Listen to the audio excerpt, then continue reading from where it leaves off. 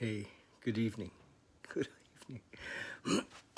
You know, this morning I started my regular everyday chat and reading and meditation, and then life kind of had other thoughts today. And as some of you know, hey Jason, as some of you know, I'm in Victoria. I'm on Vancouver Island right now, and and I came here to help my brother. My older brother had a heart attack last Thursday night, and I flew out here on Saturday, and he had a surgery. He had 4 stents put in his heart, and on, I think on Saturday. Yeah, on Saturday, I think. Hey, Kayla, hi. So that was Saturday, and this morning, actually, as I started to do my reading, I got a call from the hospital to go pick him up, and which I did, and I was in Victoria for a couple of days waiting for him to get released, and so we've been all day traveling. It was a long day. I picked him up about 1 o'clock, and we didn't get back here till almost 8. And we're in Campbell River where he lives, and oh, what a day! Blinding, driving rainstorm all the way up, and then the last 60 kilometers, just like a blinding snowstorm, and so what an adventure. And I guess that one of the things that I want to say is that as life unfolds, to be able to be there without judgment, without being in the mind, discerning, is this good, is this bad? Somebody said to me after I was talking to a friend, and he said, well, you really have had a stressful weekend. And no, that's not true. The truth is, it's been an adventure. If it's not good and it's not bad, we're not living in right or wrong or good or bad, then we're living in an adventure. And so that's how I would prefer to see all of it, and it's just an adventure. And so we're home, and my brother's very tired, and it was just a super day for me to pay attention and to be able to serve and to be able to help out. Hey, Mel, nice to see you, buddy. And Alfred. So, an adventure. He's 74, and, these 4 stints that he got in his heart could possibly add, it's a miracle when you think of it, He lives up here in Campbell River, and he goes into the small regional hospital, and they put him on an airplane and send him to Victoria, boom, just like that, private, plane, like an air ambulance, and so he flies down to Victoria. The specialists, boom, they do this surgery, and I guess it's in through the arm, so there's no incisions. He's 4. They expanded his arteries in 4 places, and it probably had years to his life. Not that long ago, if this had happened, it would just, so these are amazing, fun things, that I don't know if they're good or bad. We won't say either way. It's just, wow, what an adventure. I'm personally excited about the planet we live on and all the great inventions that are happening. And, I don't see it as anything but exciting, So that's my attitude towards life, is one of excitement, and in a way, just like, it's pretty cool, that and in a minute, I can jump on an airplane and fly out here and be of service.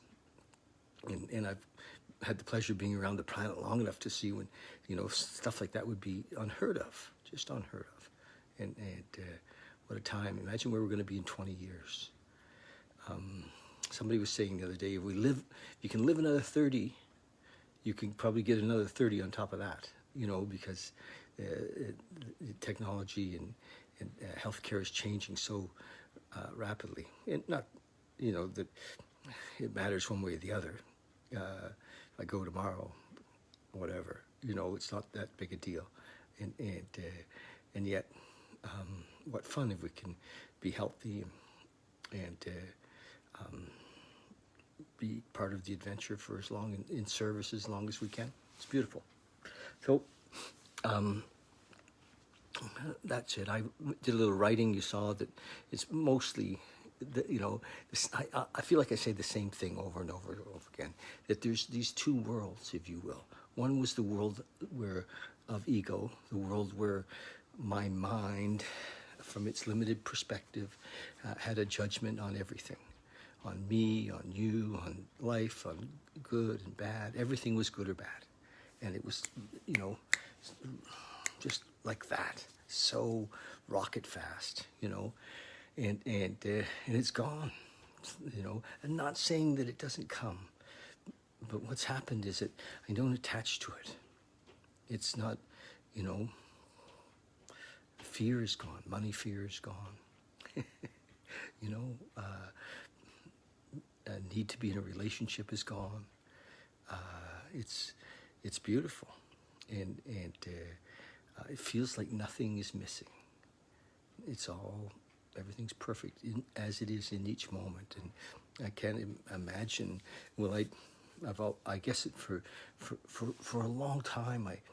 I knew that this existed, but I just didn't know how to get there, and how did I get there? Practicing, I guess. Practicing being present. Eventually gave me the ability to see that my mind was not me. Through meditation, through recognizing, through teaching others. Lots of times I was sharing things and I was getting them as I was sharing. It was like, oh my gosh, and I learned to use fear as a signpost. Like fear brought me into the moment. It's like, oh, look at that. There's fear. Oh, and it didn't get me anymore. And then I started, to really recognize that I was not my thoughts, that my thoughts were like a spoiled teenager most of the time, and so couldn't be trusted. They really couldn't be trusted. And so, in essence, I couldn't be trusted because I was living by my fears. And I certainly couldn't trust myself. So that was my message is, there is a possibility to live in this moment, to live presently, to recognize that we are that, many of us have had this idea of a separate God or separate higher power or some sort of an objective of power that we tried to get his attention or to earn God's approval, and that's just, there's no such thing. It's all God. It's all in each moment love. There's no meriting out of love or somebody's worthy and somebody isn't, but religion had taught us that for a long time, that, if you had to believe a certain way to earn the entrance to some nirvana, and it's right here. Anyway, I don't know sometimes how to talk about it really. But so when the realizations really came, I recognized that all along, Bill Wilson, who was wrote most of the text in the big book of Alcoholics Anonymous, the 12-step book, was pointing us towards that. Over and over again, he was saying that our thinking was based on selfishness, on self, based on fear and self-pity, and we were self-deluded, and we couldn't differentiate the truth from the false. And so he said it many, many ways that we couldn't trust ourselves. And he said in the first step that our lives were unmanageable. And then he pointed out later why they were unmanageable. It was because of our thinking. And our thinking was fear-based and what's in it for me-based. And so he clearly showed us, and even though for many of us it takes a long time to see it, he clearly showed us what was going on with that. And and then he showed us that we couldn't fix it with the mind. We couldn't, and I spent decades trying to be better. Did tons of courses. I taught stuff. I taught goal setting and attitudes and positive thinking and all of that. I taught it, but Bill said no. We have to surrender it, and so we learned. Practicing it there as well for me was part of the process of this. The spiritual experience is what it is. It's not a spiritual believing. It's not about believing in something. It actually happens, and it talks about it in the promises. In step 9, there's promises in step 5. We realize, and Bill also said, and we agnostics, God either is or he isn't. And because we don't know what else to call it, we call it this God. But he had 16 different concepts for this awareness, this knowingness, and he said he's either everything or he's nothing. If he's everything, what is everything? Can you imagine if God is everything? What does that mean to you? Everything. Look around. Does that exclude us? That we have to be on the outside looking in? No, we're already in. We just have to become aware, realize that we are already in. There is nowhere to get into. We are in. This is it. Anyway, I'm going to read, like I do regularly. I'm just going to quickly read this. November 16th, thought for the day. As you know, I usually do this way earlier in the day, but here we are. I have got rid of most of my inner conflicts. Yes. This is from a book called 24-Hour Day Book, written in 1954. It's pretty interesting. I've got rid of most of my inner conflicts. I was always at war with myself. That's the ego, eh? I was doing things that I did not want to do. I was waking up in strange places and wondering how I got there. So that's when he was still drinking. I was full of recklessness when I was drunk, full of remorse when I was sober. My life didn't make sense. It was full of broken resolves and frustrated hopes and plans. Frustrated hopes and plans.